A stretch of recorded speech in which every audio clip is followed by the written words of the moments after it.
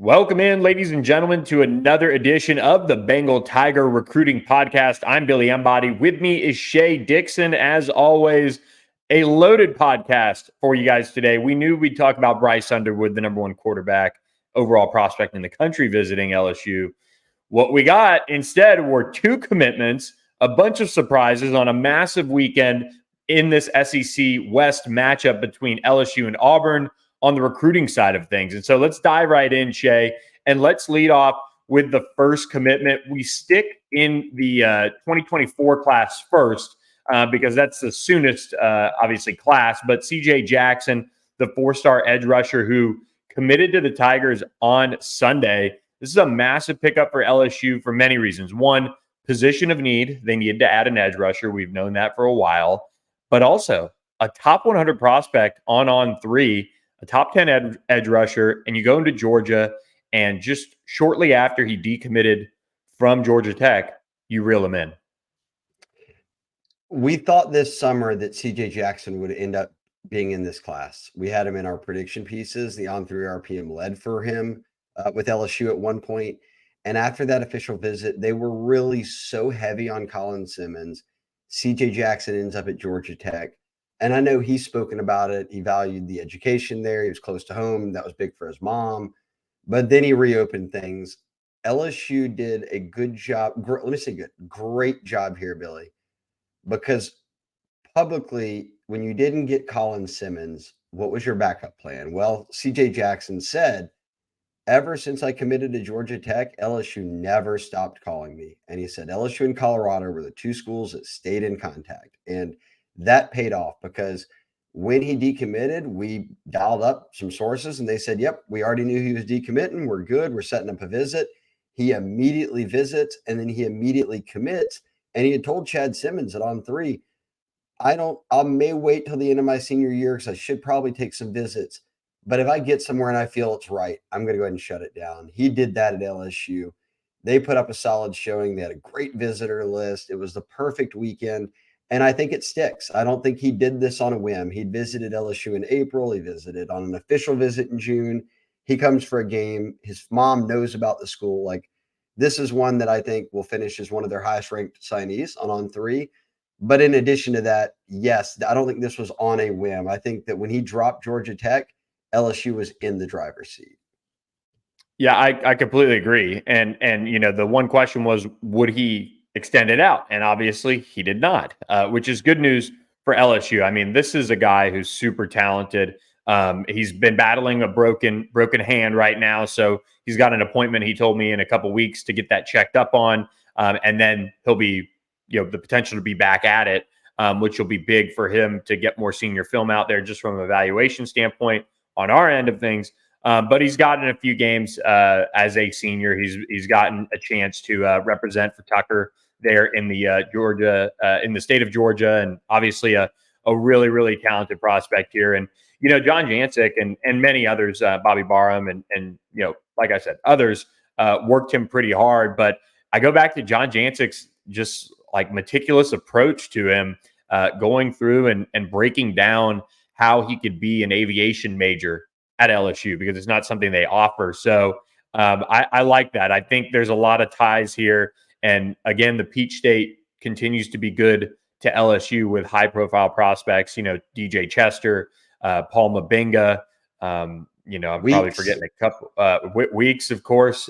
They've really, I mean, it's early, but you could say they've hit on a lot of their guys in Georgia that they brought in.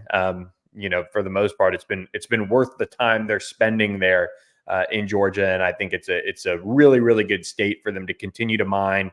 We've seen some 2025 and 2026s pop up that are very high on LSU early on, so a really nice commitment to you know, cap the weekend on Sunday. But Shea, well, I guess you could say, depending on, you know, what area of the country you live in, that LSU got two commitments on Sunday, because TaRon Francis, the Edna Carr 4-star wide receiver for on 3, committed to the Tigers at 11:30 at night on Saturday. I was getting close to shutting it down for the night and saying, okay, I got it. A bunch of recruits reactions. We had a Draylon Miller update ready for the morning. Nope. There he is. TaRon Francis out of Edna Carr in the New Orleans area announcing his commitment to LSU. This is a big pickup, a guy that, look, you on intuition, Shea, and from time to time we talk about things that we don't share on the board, but you would have said, hey, this kid's going to pop this weekend. I'm putting in my pick. Let's get it ready beforehand. This was just intuition and great timing from the veteran Shea Dixon. Yeah, great timing. That's exactly what it was. I had a feeling that if they were getting him on campus, they had a chance to pop him, and they did just that. They had a bunch of car kids there, and you look into the future, even in that 2026 class, Billy, they've got Richard Anderson on the D line. He's got an offer. They've got Aiden Hall. He's the top 5 safety in the country. He's got an offer. I saw him out there on the sidelines. He's huge. All these car kids are massive. TaRon Francis, I mean, he's a junior in high school. He's 6'1", probably 200. Looks like he could already be on a college field. So good to see them out there with head coach Bryce Brown, and him and Frank Wilson go back a long time. And this current LSU team has a bunch of car kids on it, 3 of them. You've got TaRon Francis committed. You're going to be active at Carr always. So I think getting TaRon in the boat is huge. Now, he debuted today, Monday, or on Monday he did, as a 90, 4-star rating, top 300 player. I think he'll only continue to climb up. We were talking to both folks on the LSU side, people over at Carr, and then our on-3 rankings team, and all of them said the same thing. He's scratching the surface. Like the film is limited compared to if you're getting to watch DeCorian Moore or all these other guys who are getting, a ton of touches and, whatever it may be. But when he gets the ball in his hands, he's electric. So these next year and a half will be huge. And I say DeCorian Moore, who became a 5-star Billy, gosh, not a bad start at wide receiver. If you can say TaRon Francis and DeCorian Moore, your 2 receiver commits for next year. Yeah, both on campus as well. We'll talk a little bit more about DeCorian Moore later because it was a big start to the week, of course, for him. But TaRon Francis, I mean, he just looks, I mean, sometimes I had a dinner with a subscriber up in Ruston earlier this year, and we were just kind of talking about recruiting and talking about evals. And, one of the first things I try to do is I look at a young prospect and say, have some of the other greats looked like that when they've come through LSU, either as a recruit or just kind of they end up looking that way? And I mean, TaRon Francis checks that box, just physically. I mean, even his profile picture, he looks, well into his 20s, I would say. And Aiden Hall also looks about like an NFL veteran just from his physical side of things. So TaRon Francis checks the box, very low key, just said 100% or 1,000% committed, go Tigers. And that was it. So a big piece of news for LSU that pushed them up into the top 5. I think the number 4 class in the country on the 2025 rankings, which is big news. 3rd in the SEC, which is wild, but a very, very strong start for LSU in that 2025 class. And that's good news for LSU. They know they've got to knock it out of the park with these Louisiana prospects and in that 2025 class in general, because with CJ Jackson on board, I mean, the spots are very limited in that 2024 class as it stands right now. So look, one guy we know who is going to be monitoring LSU recruiting very, very closely, Shea, is our buddy Zach Payne at Green State Wealth Management.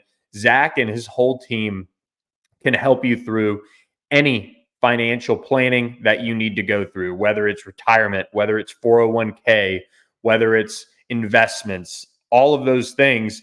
Zach Payne and his team at Green State Wealth Management can help you through. He's in Iowa City, but he's got customers all over the country. We've seen some of our LSU subscribers on the Bengal Tiger get with Zach and his team at Green State Wealth Management by calling 319-358-5632 or emailing him at Zach, ZACHPAYNE at greenstatewm.org so that they can get you jump-started on the path to saving money or getting your financial future in order.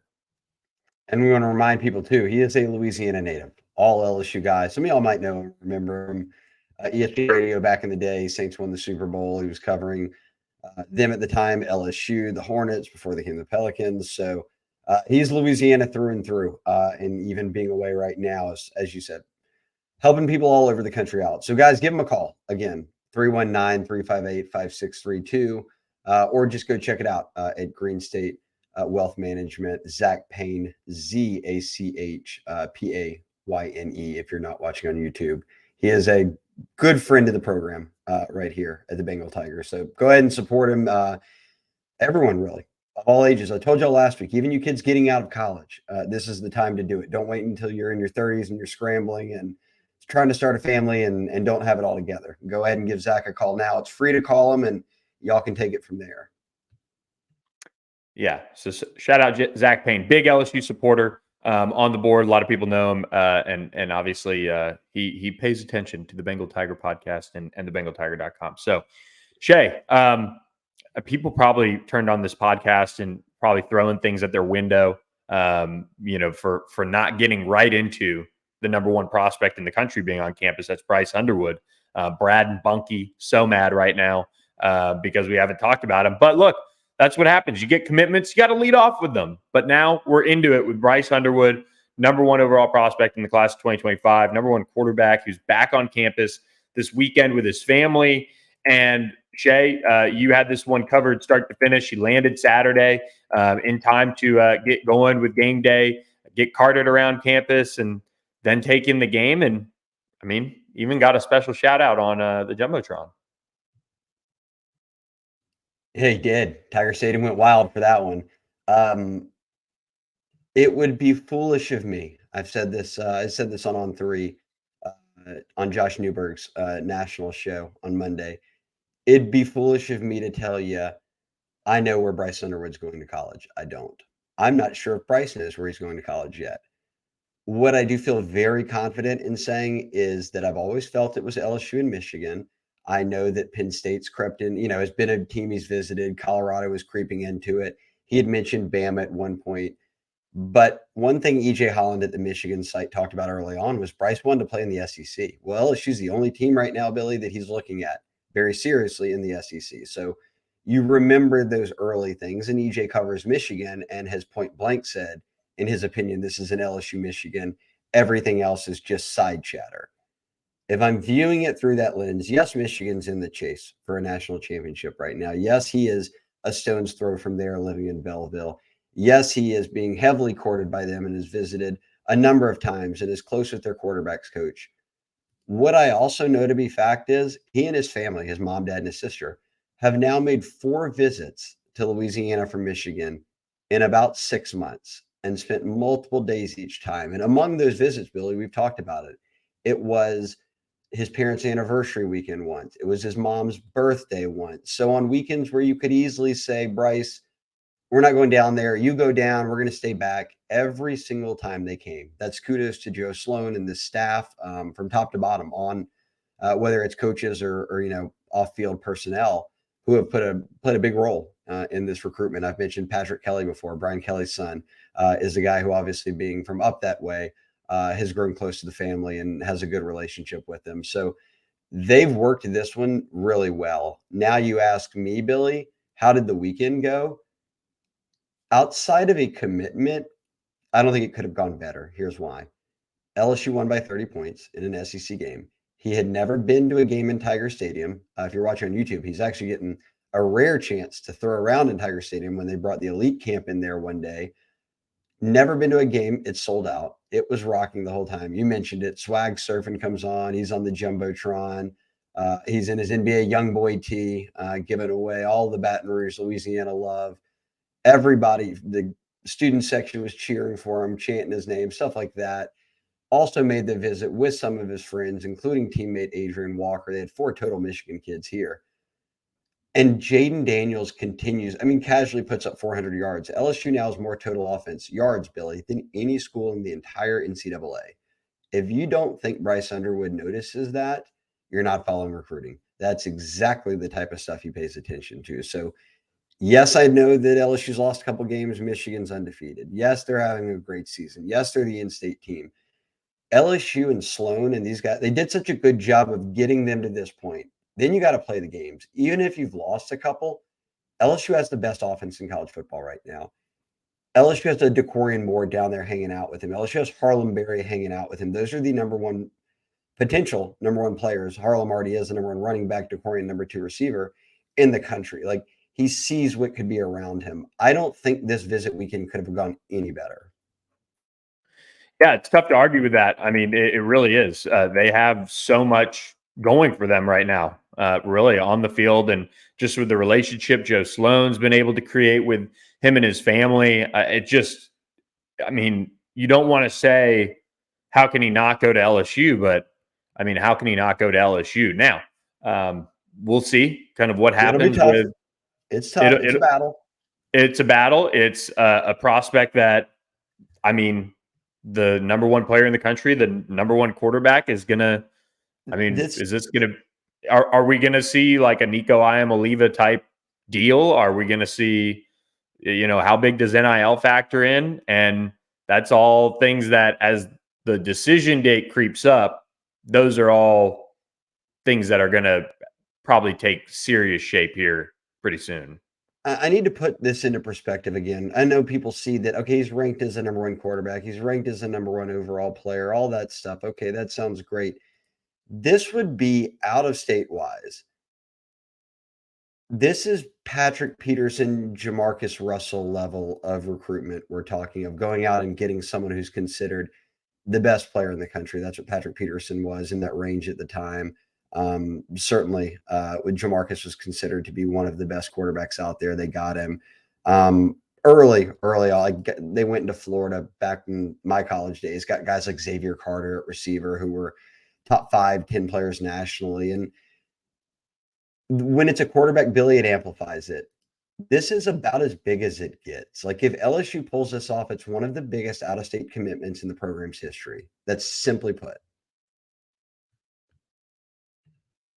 Yeah, absolutely. I mean, you could, it's massive. And, with where the quarterback situation will be when he arrives on campus, I mean, it's not out of the realm of possibility that he could, be that starting guy. I think what Nuss has, 2 more years after this one. So he'd have 24 and 25. But who knows? Is it a Spencer Rattler, Caleb Williams type situation? Is it Dylan Gabriel, Jackson Arnold type situation? Just only comparing those two, or like a Jalen Hurts Tua situation. I mean, that's where you have somebody with this type of clout. I mean, guys, he's the freshman and sophomore Gatorade Player of the Year. He's won 2 state championships already. He is well on his way to winning a third and probably another Gatorade Player of the Year. I mean, he might end up being like, you can probably have the argument and discussion about, well, okay, this quarterback here, that quarterback there, as far as like the best coming out of high school, but he might very well be one of, if not the most decorated quarterbacks to really come out. I mean, Kyler Murray status, it's pretty unbelievable. The Caleb Williams type. I mean, guy like that who just got all the accolades. I will say too, I had some revisionist history there. Jamarcus didn't finish, at least back in whatever that was. What gosh, 03. It would have been like Rivals and Scout were around. Scout, I don't even know if they have profiles up anymore. Rivals ESPN probably, right? Yeah, I guess where would he be? But I don't think he finished up there. Russell Shepard finished as the number one quarterback. He was out of state, being in Texas. I often consider Texas Louisiana, and I skip right by it. So we're talking Russell Shepard, Patrick Peterson level of like how big this is. And then he's a quarterback who many consider to be one of the best in recent years. It is the dominoes that could drop after one like this is massive for LSU. Like if you get a Bryce Underwood, everything's on the table for you. Yeah. And we'll see how it goes. Obviously, I'm really interested to see. Okay, so for those that don't keep too much track, Michigan's high school season does not have, I think they have maybe 1 or 2 more weeks of the regular season, and then I think probably 1, and then they go into playoffs. So their state championship is Thanksgiving weekend. So it'll be very interesting to see if he makes any other visits.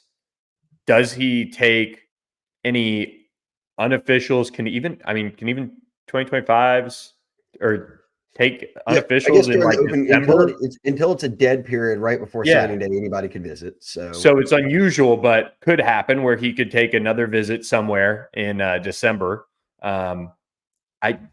if this goes wire to wire as LSU Michigan battle, basically, I mean, that's pretty wild. I know Penn State's creeping in, Colorado got them on campus.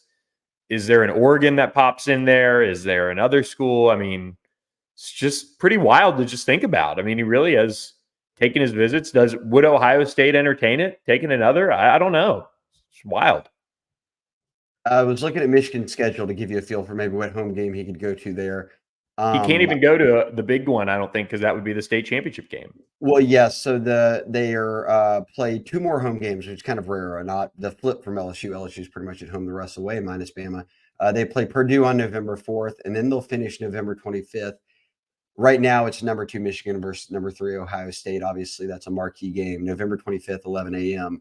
But I would have to Google Michigan's high school dates for what division his school played, and it would be that weekend, though. I don't know if they could play Friday and that game's on Saturday. So that's the one you keep an eye on, right? Michigan, Ohio State. If he gets back for that game, and then where does it go from there? Yep. So it's just a waiting game. We'll see. We'll see. Okay, well, I did want to. We're mixing it up. So me and Maddie B did the mailbag pod, but we did have some people ask questions in there and about recruiting, which Maddie B bans from the mailbag pod because it's only about the team, and he keeps it very strict. So Maddie B would not let me answer the question. So I told those people. Keeps it moving. Keeps it moving. No, I keep it moving. Maddie B goes on the podcast. I love it. Trying to keep it under an hour. But I promised a few of you we would get these questions answered. And MB21 asked about how many of the big 3 A&M commits could flip. And Billy, by that, they mean 5-star athlete Terry Bussey, 4-star D lineman Gabe Relaford, and a 4-star wide receiver Draylon Miller were all in town this weekend. All 3 committed to A&M. All 3, arguably, you could say picked A&M over LSU as the number 2 team on their list, but they were all on campus at one time. You've caught up already with Draylon. We've talked to some people about Bussey and Relaford. I'll let you take the mic back here. Start us off with Draylon. Yeah, so Draylon Miller, top 100 prospect. It's timely that you said that. You think of Texas as kind of Louisiana. And he is right really on the border. It's about 3 hours, or I think it's 4 hours to get to LSU and 3 hours and 45 minutes to get to College Station from where he's at. So right in the middle. And Draylon Miller and his family rolled over to Baton Rouge for this game. And look, there is a lot of buzz. Shout out some of the insiders on the board. And honestly, what we're hearing as well on our end, that if there is a most likely to flip, it would be Draylon Miller. Now, at least right this moment. Now, will he is the big question mark, because if you go back to his commitment, I'm trying to sift through this because USC thought they were getting him. I mean, USC mods were like doubling down day before, and if you were a Bengal Tiger subscriber, you knew it was at least LSU A&M. He wasn't going to USC, but I mean, there were some people at LSU that still thought he was going their way about a couple days before. So how much of this is I'm on the visit, I like what I see, the offense is rolling, but would he back off and flip? They've got to strike while the iron's hot. If we don't see anything happen by like Thursday, it's going to be something that might take more time to play out. Yeah, I don't have any time frame on this. I don't know anything of that nature. I will say that right now, when you look, Billy, and this is maybe the theme of our conversation here, is A&M and Jimbo in year 6 and them losing some games right now is going south on the field or in the wrong direction on the field or not living up to expectations on the field. Once again, going to start to matter to kids. And I always say one game never changes something for a kid. Like I repeat it all the time. High school kids, minus like 3 or 4 out there, play for teams that lose a game at least once a season.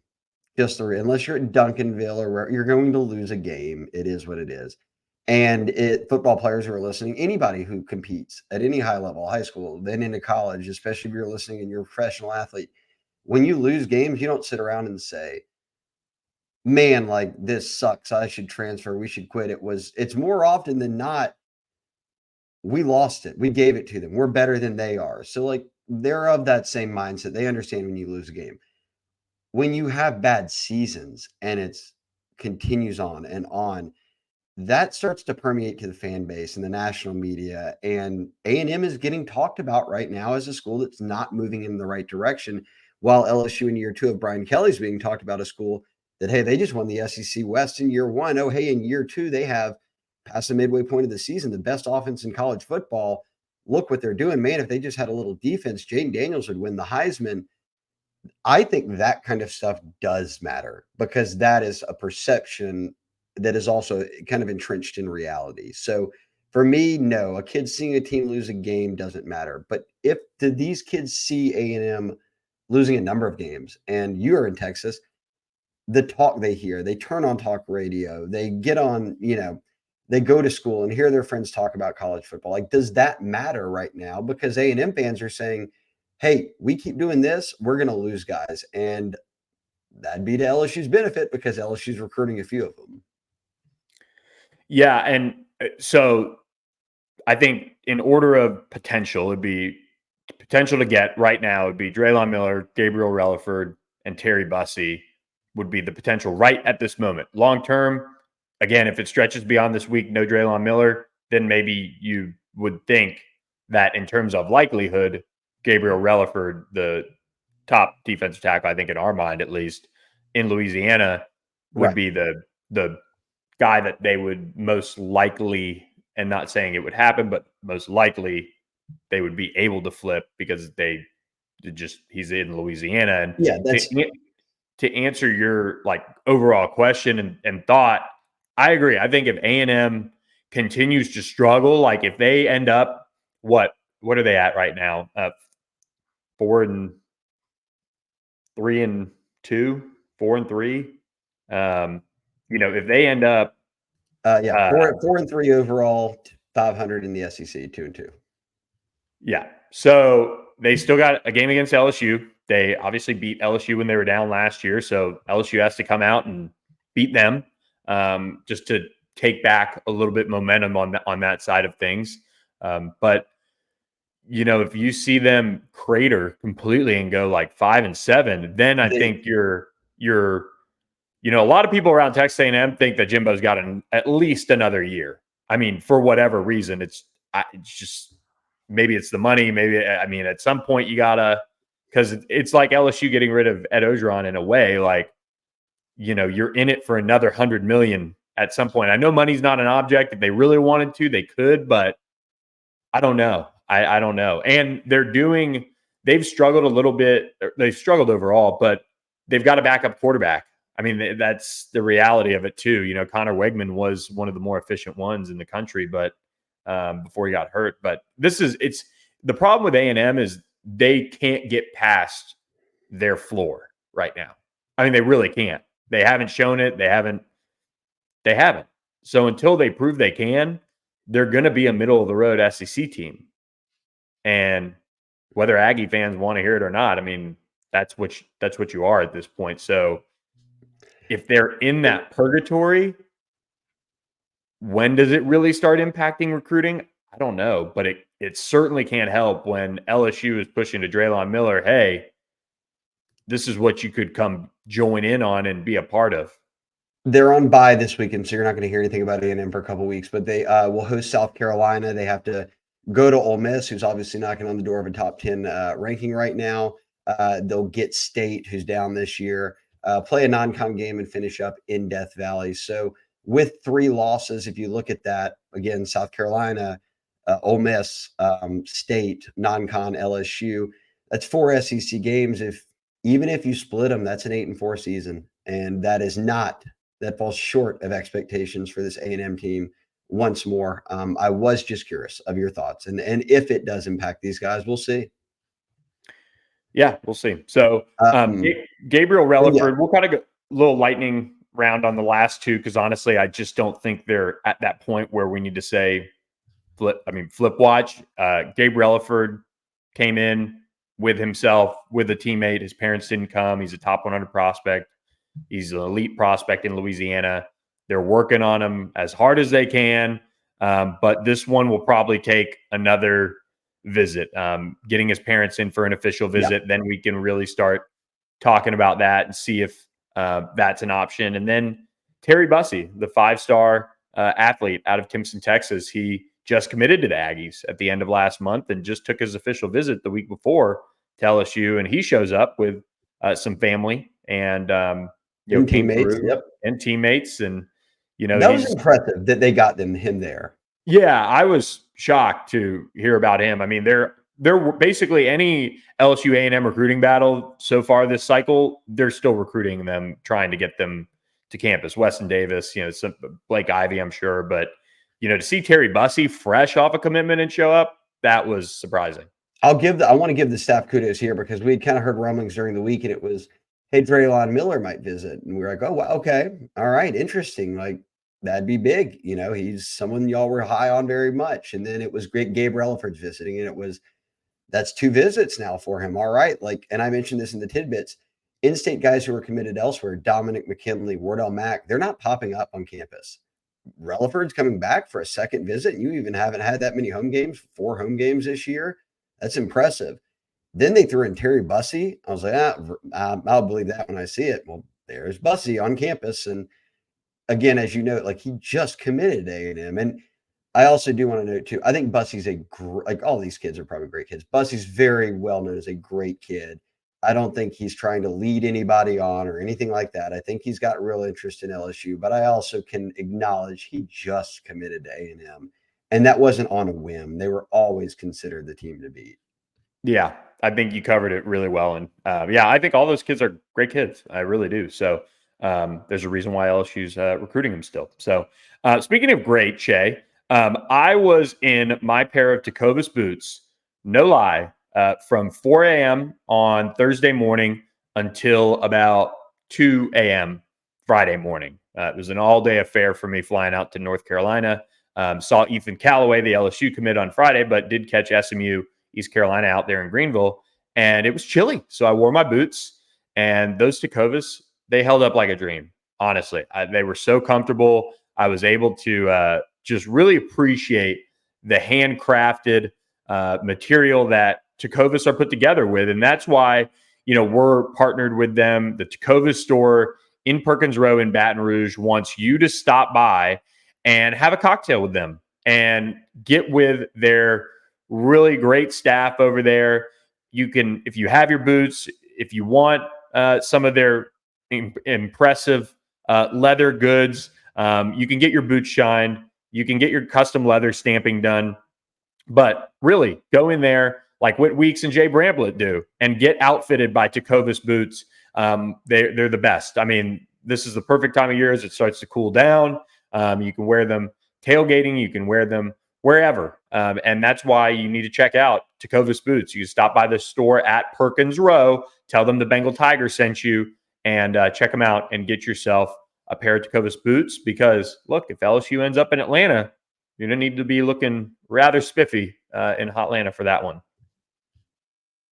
SEC West, sponsored by Tecovas. Just got to get there. SEC Championship.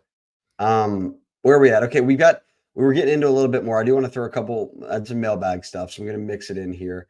Blay, or BLAE, I don't know how he pronounces it, did ask, is LSU lining up more recruiting weekends similar to the one like this one? Yes, even the Army game, it sounds like they're going to have some guys in, but you've still got home games against Florida, as well as SEC home, Florida, as well as A&M. So I would imagine there's 2 to 3 more weekends that are going to be pretty big, Billy.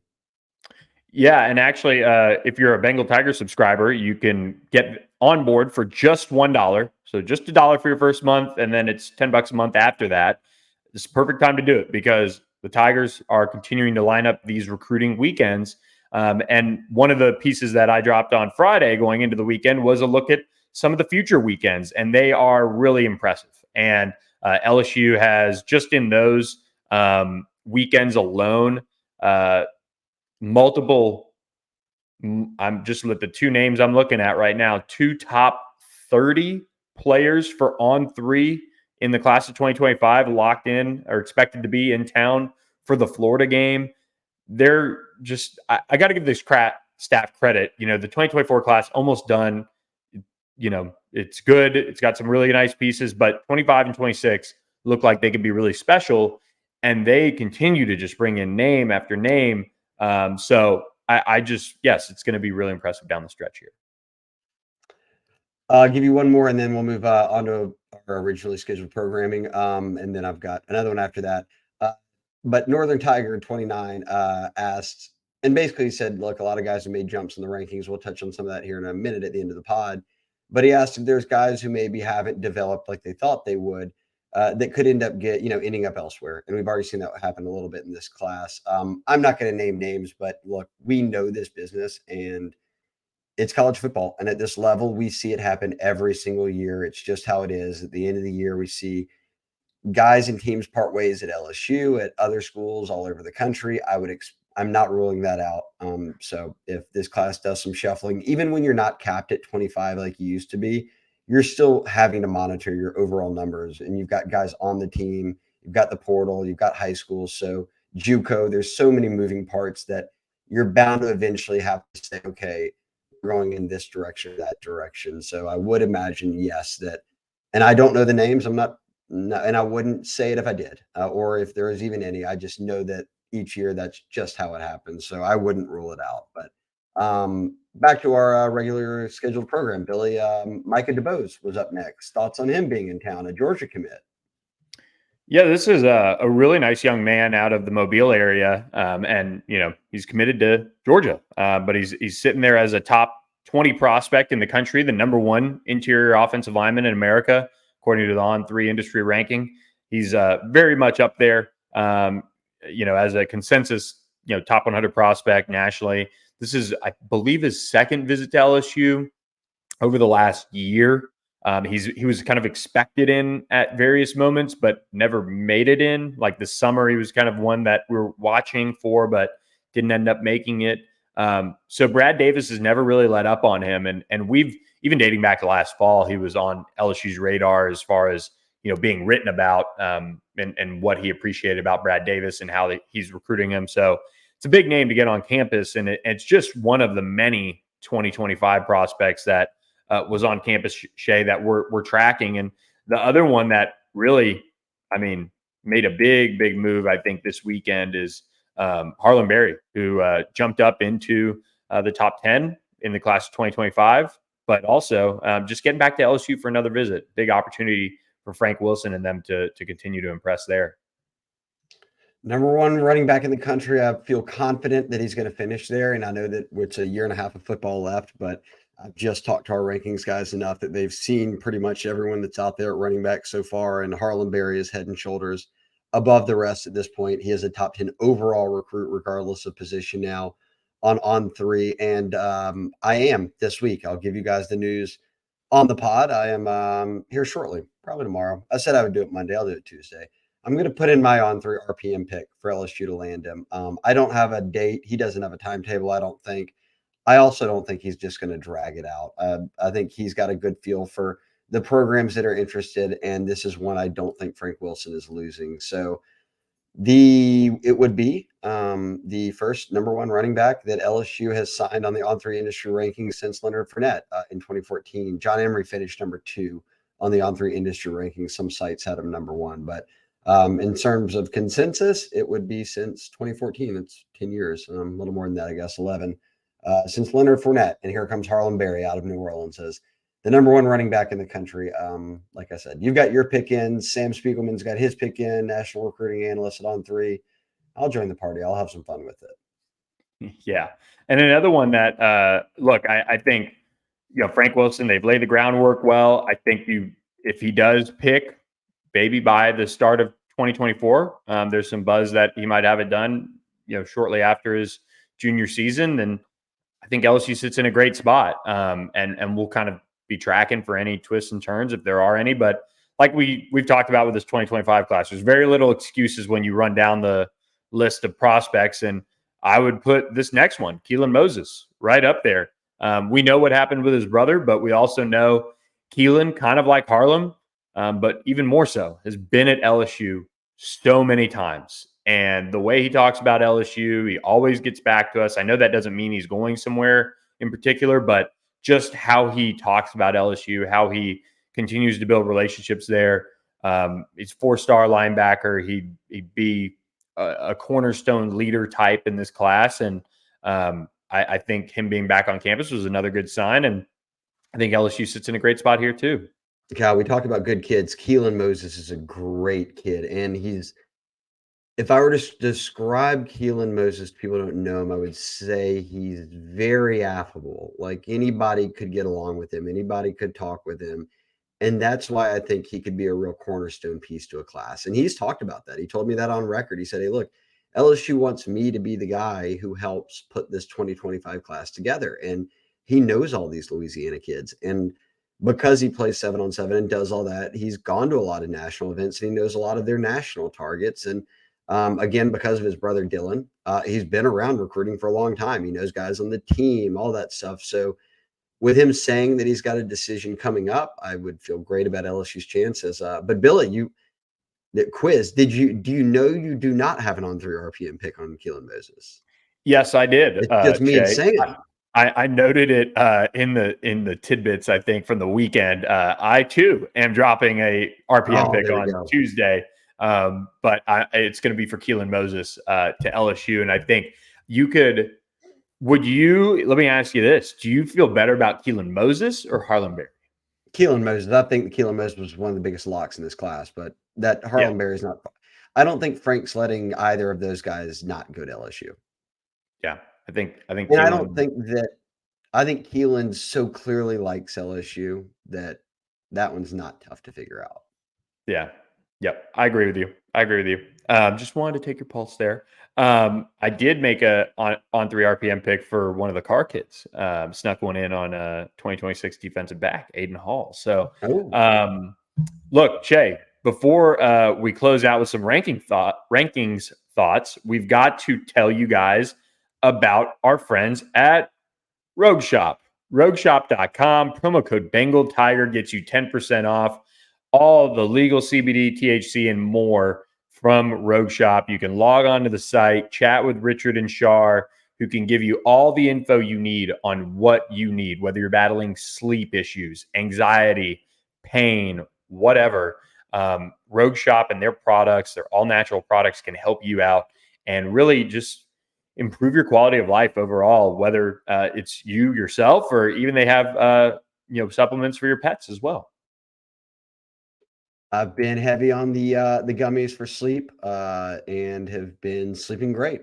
So when I do sleep, this weekend I didn't. I stayed up late hanging out with everyone on the Bengal Tiger, talking about recruiting to like 1 o'clock last night. But if I do need good sleep, Rogue Shop's got the answer for me. So I stayed up a little too late this weekend. So starting this week, I will be back on my routine of 1 gummy, sleep well, get up, and get after a full day.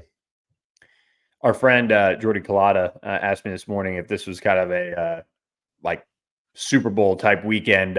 What's this recruiting weekend like when it comes to all the prospects? And yeah, it's the type of weekend you want to stay up all night and talk about with the Bengal Tigers. So that's what we did for the most part. We were up chatting with the board.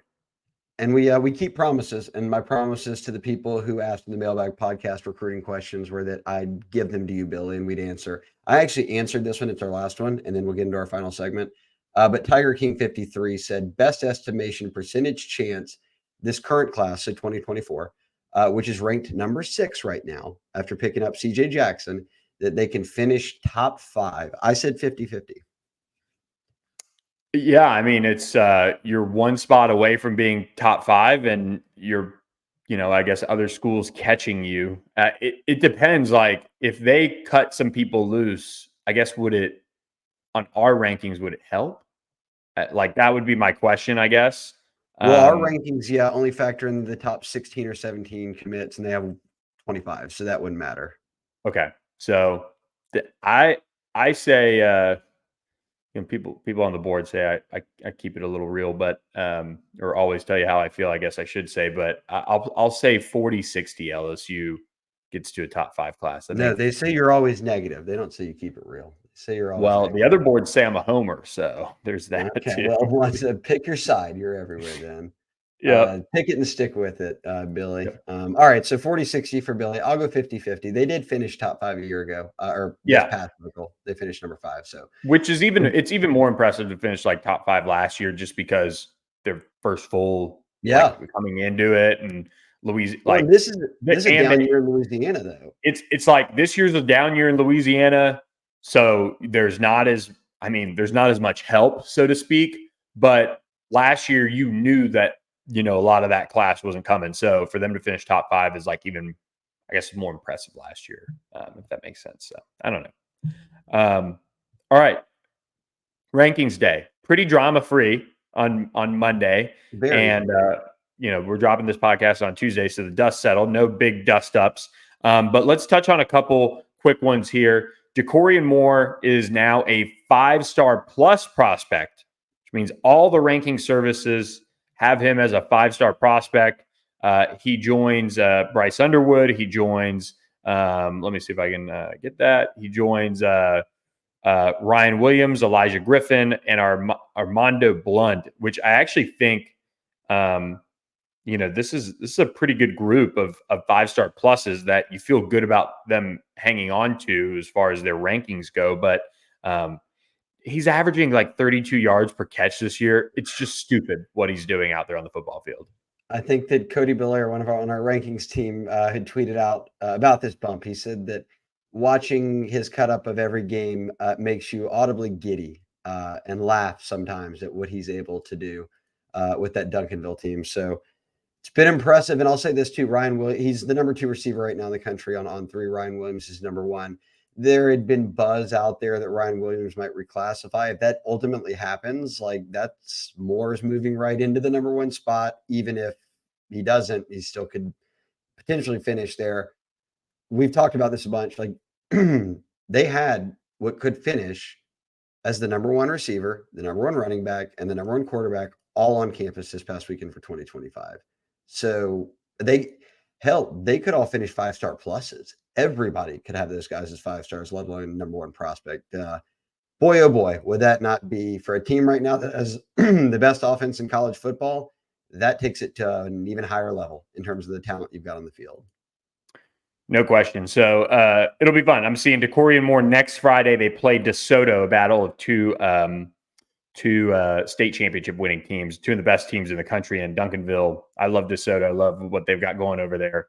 But Duncanville is playing at that level. They just won 51-0 this past weekend.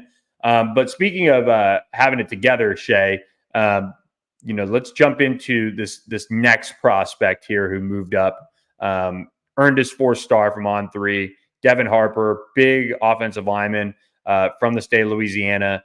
And he's somebody that, Brian Kelly and Brad Davis, they're all over as far as a future piece for this interior of the offensive line.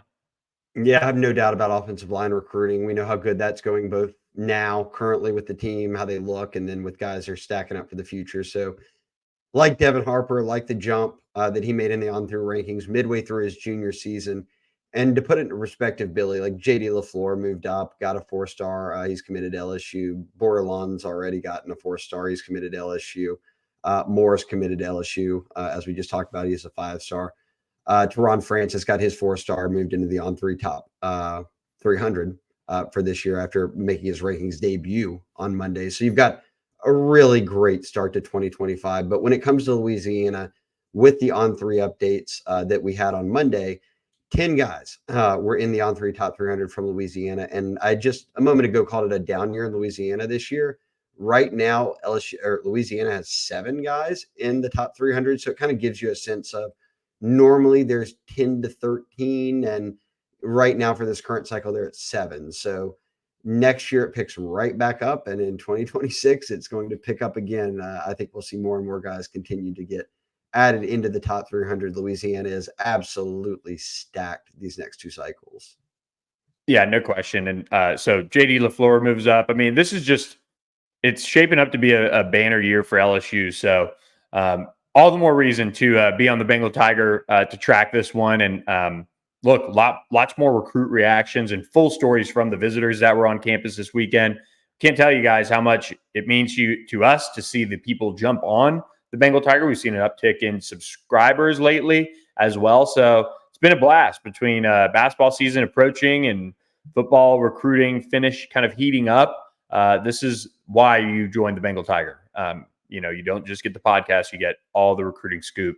And I'll pat us on the back. We were pretty strong this weekend, I'd say. So with No, that, good Shea, for we're you. going to wrap Good for up. you, Billy, giving yourself and us some credit there. Thank you for that. Was Yes. sweet. I mean, look, when you feel like you had a good weekend, you got to own it. I mean, it was between us three, we were on there 20, all the time. And I mean, we had stories going up, it felt like every other hour. So people should join.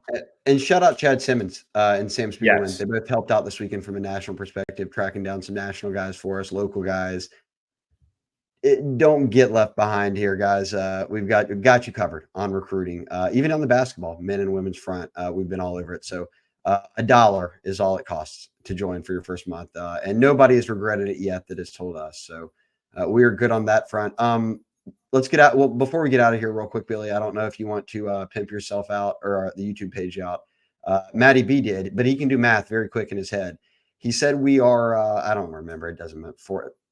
14:45, something away from a mile marker on the Bengal Tiger YouTube page. So I don't know if y'all listen on Spotify or Apple, or if you do listen on YouTube, but if you do or don't, just go to YouTube, type in the Bengal Tiger, hit subscribe. It's free. If you're not even on YouTube, it doesn't matter if it's cluttering your feed. It won't anyways. And if it does, that's a good thing. You get to watch more of us. We have like 5 shows a week or 4 or 5 shows a week. So I don't know what the number is, but yeah. Subscribe. 19 away from 5,000. So there you go. Time to jump on board.